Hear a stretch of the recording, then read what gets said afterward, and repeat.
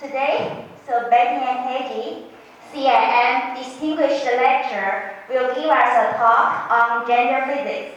Unlock the energy you never know you had to get the results you want. So, Betty-Ann Heggie has a very successful career and has made significant contribution to the industry and the society. So she has a very long resume. I cannot finish in a few minutes. So here are some highlights. And if you want to know more about her, you can visit her website, betty-annheggie.com. Okay? So Betty-Ann Heggie is a former senior vice president with Potash, now Nutrien, the world's largest fertilizer supplier. She currently serves as a corporate director, mentor, author, speaker, and philanthropist. So during her corporate career, Betty-Ann was twice inducted into Canada's top 100 most powerful women Hall of Fame.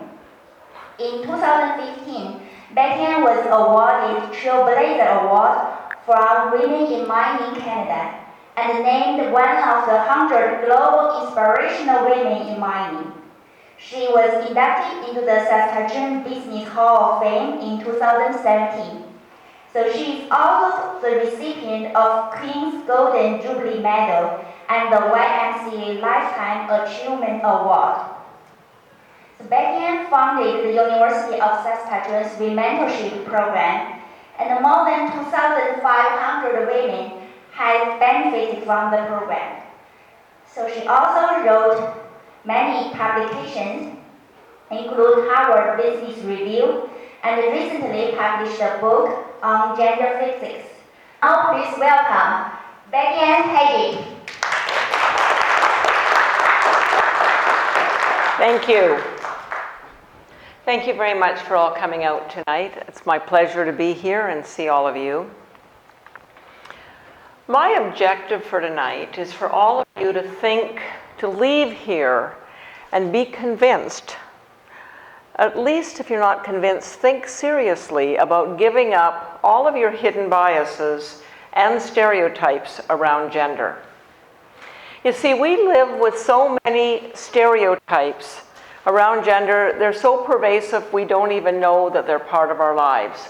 We have this idea that if you're a man, you're supposed to live up to a certain set of attributes that say that you're strong and independent and self-sufficient, and that you're bottom line oriented and you really get things done, and you're a risk taker.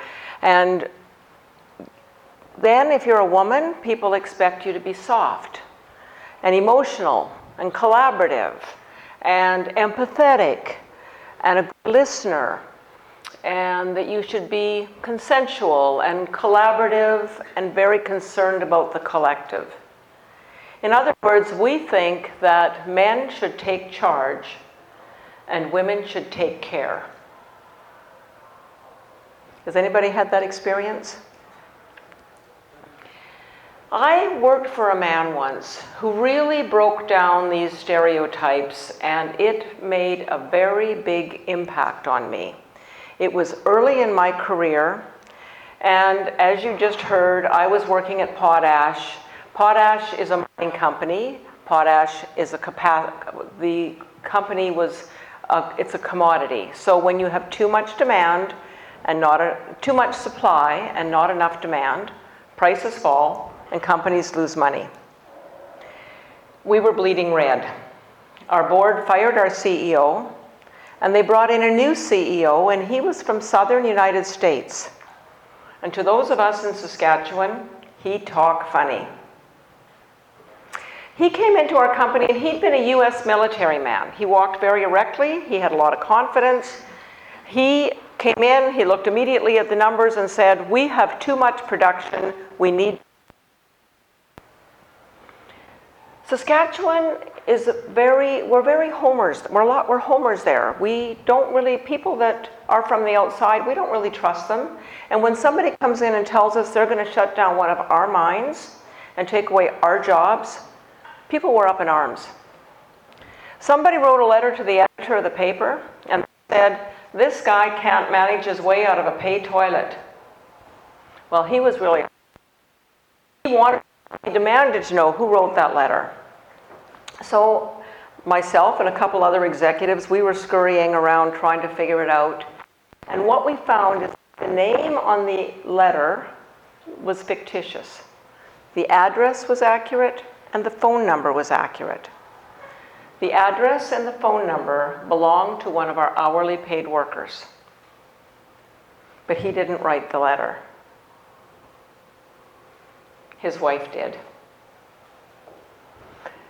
So, until that point in my career, I expected this guy to kind of puff up his chest, pound his chest, and say, I have the upper hand.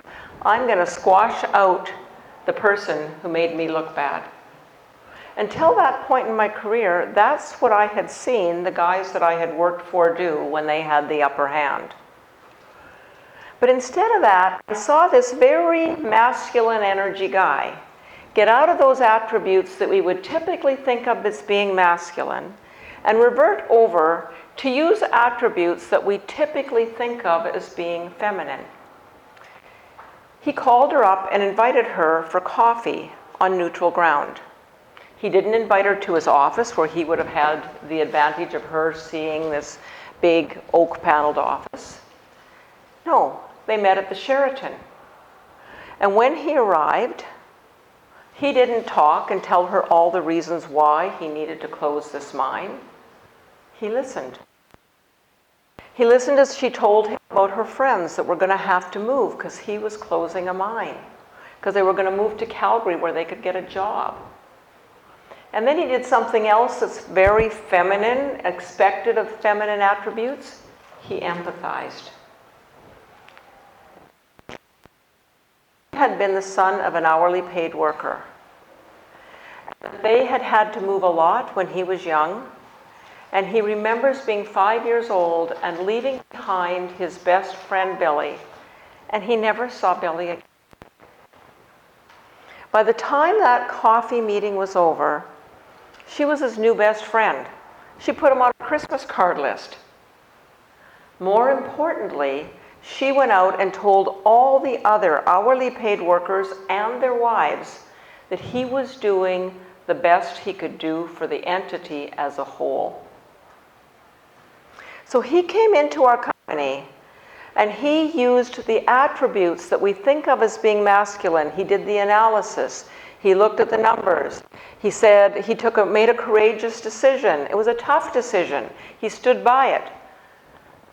But then he was able to turn an adversary into an advocate by using the attributes that we typically think of as being feminine.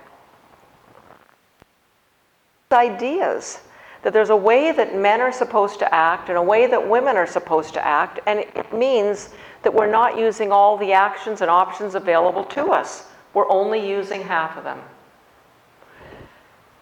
And these ideas are deeply implanted in our psyche.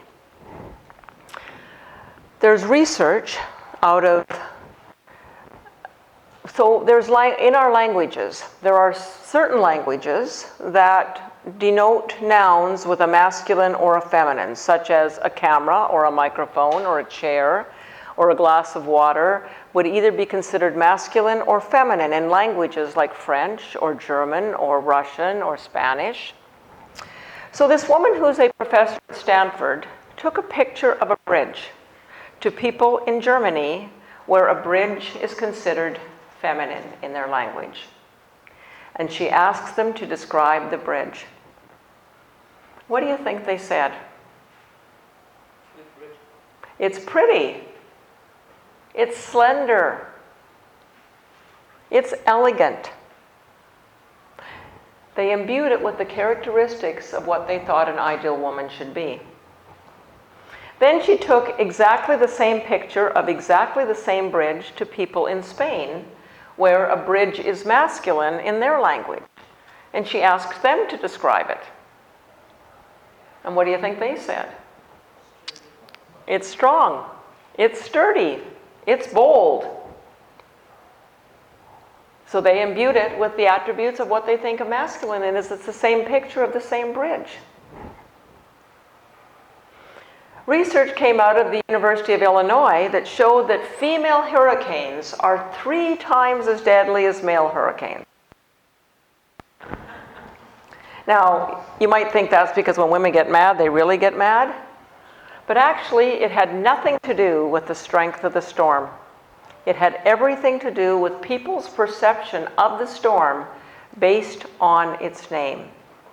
If Hurricane Victor was coming, they thought, oh, it's going to be strong. Button down the hatches, evacuate.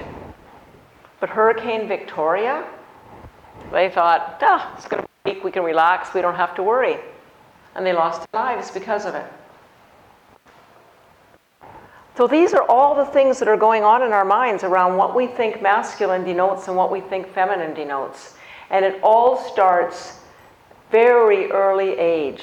As soon as we're born, we're labeled pink or blue, and as soon as we get that label, there's a whole lot of expectations that are heaped upon us. Little boys are expected to venture away from their mothers, skin their knees, so they learn how to take risks. Little girls are expected to sit very quietly and demurely by. In fact, little girls are told 4 times as much as little boys to be careful on the playground. So is it any wonder that little girls grow up to be more cautious, more risk averse, and little boys grow up to be greater risk takers? When parents hold their newborns, they describe their boys as active and their daughters as cuddly, and outside observers don't see any difference. If they take a jack-in-the-box and put it in front of some small children, the outside observers, when they see the jack coming out of the box, those that they believe to be boys, they say he was angry. And those that they believe to be girls, they say. But of course, they weren't really told the correct sex of those babies, and they were imbuing the children with the attributes that they believe belong to masculine and feminine. And little children are like sponges. They are quickly absorbing, sopping up all these social clues that we send to them. In fact, university research from U of T actually shows that we start discerning at 3 months and discriminating at 6. So these things that we're doing at a young age make such a difference. And then these kids go into school. And research that came out in 2015 showed that teachers actually spend 2/3 of their time encouraging the boys in their classroom to think more deeply on a subject. They reward little girls for being quiet. So is it any wonder that they grow up to be greater listeners and that they have more trouble finding their voice? And then we have the media. So my children grew up on Sesame Street, and everybody thought that was a fairly highly evolved television show, didn't we? But if you think about it, mostly male characters, Bert, Ernie, Cookie Monster. The only female was Miss Piggy, who was vain and bossy. Not a great role model for young girls, and certainly not something that you want young boys to think about the opposite gender. And then children have religion, where the person at the top of the hierarchy, the one that they're supposed to pray to, is always a male. Harder for a young girl then to see herself as the top of the totem pole, harder for her to see herself as C1B1. And then we have peer pressure. Young boys are encouraged, they get brought into the group by talking about cars and sports. And young girls are brought into the group by talking about their appearance and how to look nice for the boys. So it paints a picture that tells you what happens once we grow up and we start getting into the work environment. I learned at a very young age, I always oriented, was drawn towards using the attributes of the masculine. And I learned at a very young age that it was much more acceptable for me to be considered to use the attributes of the masculine than it was for my brother to use the attributes of the feminine. So I worked in my father's hotel and helped him, and the people that came in, the guests that came into the hotel were like, "That daughter of yours, she's just like a boy." And I realized at a young age that that was a real compliment. And it was like snakes and ladders. I moved up the ladder by acting like a boy. If I dressed my brother in my clothes, he was ridiculed and teased. He took the big snake down. Then I grew up and I went to work in a mining company. And the guys that I worked with would come into my office and talk with a lot of heart about their children. It was for them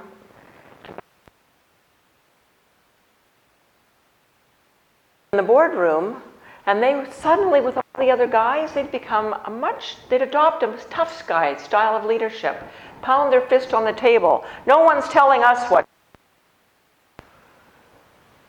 It was like they were tuning, they were a musical instrument, and they were tuning themselves to the other guys that they were spending time with. So I came to realize they had certain expectations for themselves as men, and they had certain expectations for me as a woman, and that I had to exhibit some of those characteristics of the masculine to be accepted, but I couldn't do it too much because I still had, there was expectations to act as a woman. You see, all of these messages that we got from our parents and our schools and our that we were born create subconscious bias. Our brains compute millions of pieces of data every day, and the way that the way our brains can handle it is by making shortcuts. So they basically say, if this happened before, this is going to happen again. So if it's a woman, you can expect this. If it's a man, you can expect this. Because we are starting software in our brains at the age of 3 months. There's a study out of Yale that showed that if you put a briefcase in front of people, the subconscious says time to work, and people immediately start thinking about work.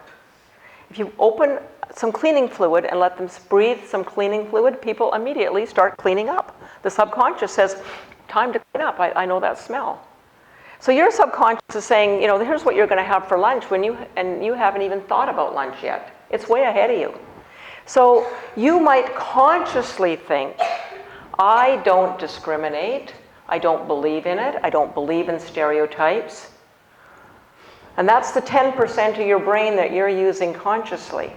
But that 90% of your brain that's beneath the surface, it's got a lot of ideas that it may be very contrary to what you think consciously. And that has a lot of implications for all of us in the way that we do our jobs.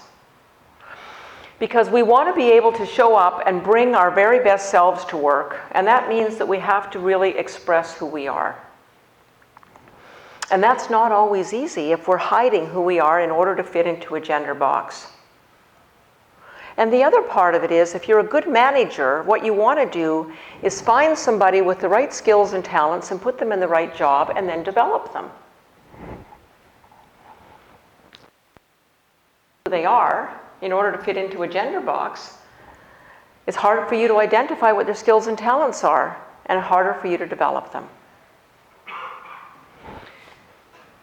So here's what happens in the workplace. If you're applying for a job, a study at the University of Michigan shows that if you're a woman, you should describe yourself using male attributes, because people think that the masculine attributes are interchangeable with leadership. And if you want to be perceived as a leader, you should be saying, I'm strong, I'm independent, I'm very bottom line oriented, I'm very self-sufficient. Followed 102 of their female graduates over 8 years.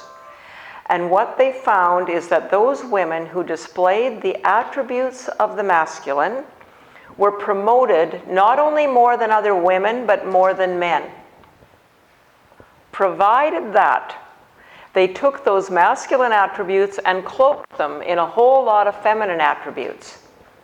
Because our subconscious is very suspicious of people that don't act the way that they're supposed to act. So our subconscious has built up this whole idea about the way that women are supposed to act and the way that men are supposed to act. And if you don't act that way, the subconscious is saying something's wrong. Something's wrong. So those women, what they concluded at Stanford Business School is that those women needed to exhibit the properties of the feminine in order to be liked and appreciated and given an opportunity to show what they could do.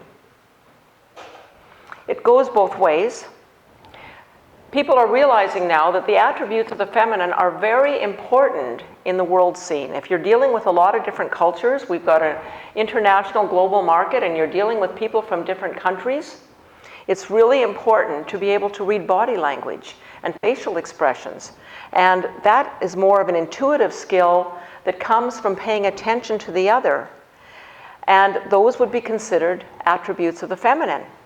So at Columbia Business School in their MBA program, I just read an article where they said, we're teaching the guys here to read facial expressions and body language. We're not telling them that we're teaching them to be feminine because we know there'd be a lot of resistance. But that's exactly what we're doing. You see, for most of these guys, the mark of being a man is being as far as they can away. There's not really any good reason for that, because there's very few differences between the genders. Men grow taller, they have muscles, they sweat more. Women have greater peripheral vision.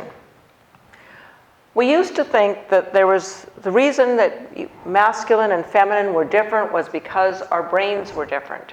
In the 90s, there was a number of books that came out called The Female Brain, The Male Brain. I read them all. And the latest research that came out 2 years ago from the University of Tel Aviv completely debunks all those books I read in the 90s. What they did is they put 1,400 men and women through an MRI, and they tested their brains. And those brains at the far end of the spectrum that you would consider to be masculine or feminine, that reflect those attributes of masculine and feminine, guess what? Fewer than 1%. All of us, our brains are made up of a myriad of characteristics. So we're all different, we're all individuals, and we all have some of those masculine characteristics, some of those feminine ones, some of those masculine attributes. And so it's really crazy for us to take who we really are and stifle it down and try to be somebody we're not to fit in a box. I really believe that gender is a social construct. And my ultimate would be that we just treat people as humans. And it really wouldn't matter. We'd still have men and women, but it really wouldn't matter. Their genitals would make absolutely no difference towards what people's expectations were of their behavior. In the same way that we have no idea, we have no expectations that you're going to be a certain kind of person if you're left-handed versus if you're right-handed, or if you have blue eyes or brown eyes. That would be my ultimate goal. I know there are other arguments. One of the arguments would be testosterone. People will say, well, men have testosterone and that's why they act differently. But actually, the latest research shows that behavior does not follow from testosterone. Testosterone follows from behavior. So that if you are a man or a woman working on the trading floor at the New York Stock Exchange, and you're under a lot of stress, and you're making a lot of changes, and you're having to make a lot of decisions quickly, that means your testosterone goes up regardless of your sex. If you are a man or a woman that has taken time off for paternity leave or maternity, caring for a small infant, your testosterone level goes down. There was a professor at Matt who did a study on the genders where she studied intellect, physical. The biggest difference she could find between the genders? One masturbated more than the other. That's it. So it's time for us to give up these ideas that there's a way that men should act and a way that women should act. Because it hurts us. And what happens is we only use one or the other, we get out of balance. And we tend to use those attributes too much.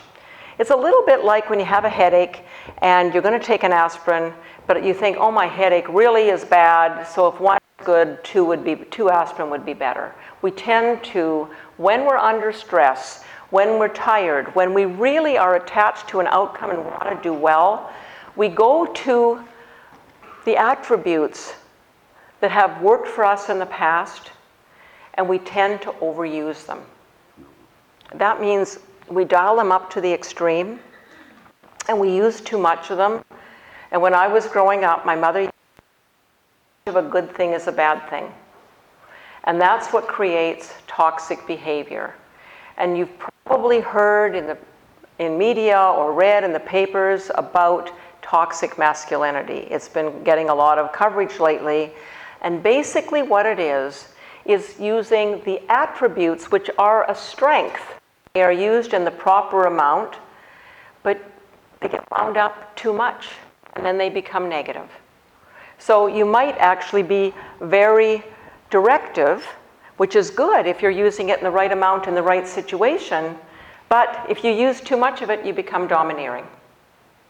And that becomes toxic. And that can be, we haven't heard a lot about it, there's toxic masculinity, but there's also toxic femininity. And what happens in those circumstances is that you see women who get up and kind of look at that hierarchy, that pyramid of the patriarchy, and they're like, I'm never going to be successful, I'm never going to find my way up that. So they give up. They fold themselves into a man and get up every day trying to help him reach his goals. They never ever express themselves and their skills and talents. So each and every one of us need to be able to use the attributes of both genders. We need to be able to recognize that we can be strong while also being vulnerable. There's an old saying, follow your heart, but take your head with you. You want to be able to use both. You want to be able to take action, but do it based on some contemplation. You need to be able to use both together. So Scott Fitzgerald said that the mark of true intelligence is to be able to hold two opposing thoughts at the same time and still function. It's not easy. It's much easier for our brains to say yes, no, black, white, right, wrong. But to actually have things and say it could be both and I'm going to try to use both, that's the mark of true intelligence. And if it seems too hard, we can take some inspiration from some small children who were in a Stanford study in the 1960s. And what happened is these children were put in a room and they put a marshmallow in front of them and they said, this is your marshmallow and this is your marshmallow and this is your marshmallow. And they said, now we're going to leave you alone for 15 minutes. And if you don't eat that marshmallow, you can have a lot more marshmallows later. They did a little film of it. It's on YouTube. These kids squirmed. You could see they were in agony. I want to eat that marshmallow. And they fought with themselves. It was they were having such a hard time. They followed up with these children a couple of decades later. The children who had not eaten the marshmallow had higher SAT scores, fewer marriage breakdowns, more career success. They were able to hold two opposing thoughts at the same time. They were able to say, I want that marshmallow now, and I want more marshmallows later. So if these 5-year-old kids can do it, so can we. We can use the attributes of both genders.